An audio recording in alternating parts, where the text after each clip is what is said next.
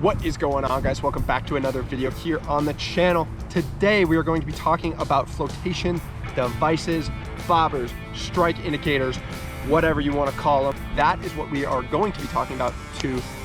Now, before we get into it, don't forget to subscribe to the channel. I'm doing a series on a bunch of different tips and tricks that can help you guys when you're fly fishing. If you are a traditional fisherman, you just know them as a bobber. Now, that is all they are in fly fishing. We are just uptight, hoity-toity, bougie, whatever you want to call it. If you want to call it a bobber, you can call it a bobber.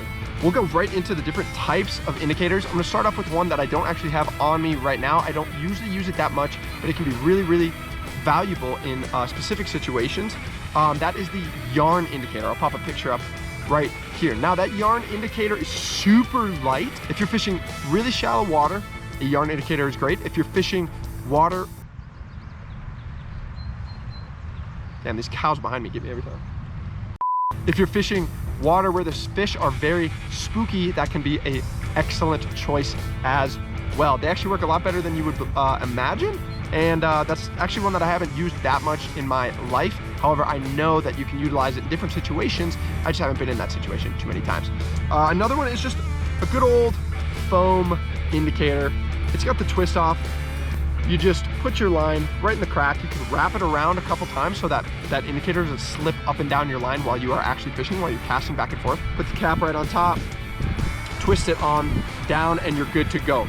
Now, size is super important, especially when you're using strike indicators. Now, you can get a large one like this. This is probably an inch from the top of the twist top to the bottom of the actual foam.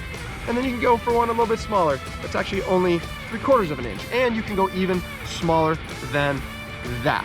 Foam indicators have come a really long way, but they're beginning to evolve a little bit. The newer foam indicators that I've been using personally are these little bad boys that split in half. Doesn't make a huge difference as far as performance, because a strike indicator will do what a strike indicator needs to do. However, what it does do is allow for you not to tangle as much. A lot of times when you cast, you get a loop in your line when you're casting. If you get tangled up on one of these big guys, right in here where it connects to the line. But with these foam indicators that are actually connected in the middle, a lot of times that line just flows right over the indicator and doesn't get tangled, which is great because tangles are the most frustrating thing in the world. Trust me, I know. Like I said, a little bit smaller, a little bit bigger, twist right off, bada bing, bada boom.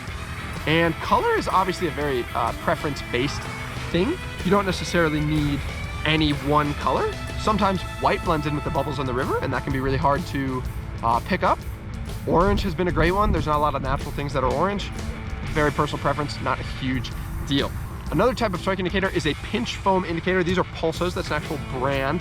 They are simply a little foam piece that's like a sticker on the back.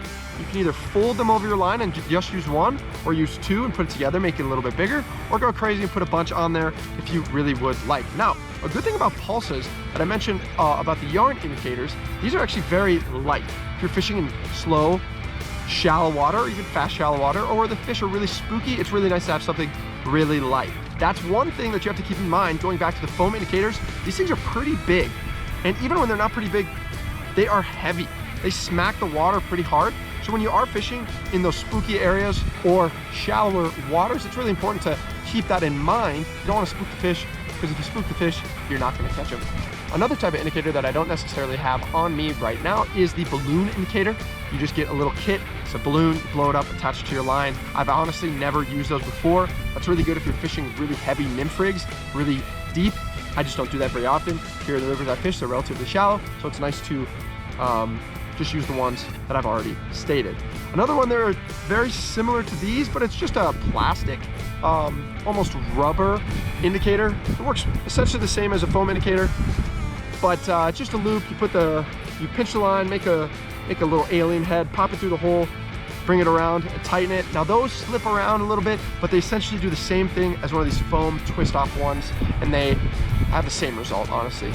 As far as efficiency goes, strike indicators are strike indicators.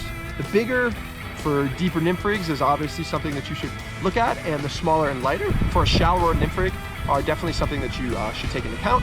Well, that is strike indicators, everybody. Here are, we got the pulses, we got the foam, You got the split in half foam, and you got the yarn, the balloon, and the plastic rubbery ones. All of them will do the same thing. They will all catch fish, but if you didn't know what they were all used for and why you should use which one where, I hope this video helped you out. If you guys haven't already, subscribed to the channel. This is going to be the second video in the breakdown of a bunch of stuff that I've learned over the years. Hope this is really helpful for you guys, and I'll catch you in the next one. Later.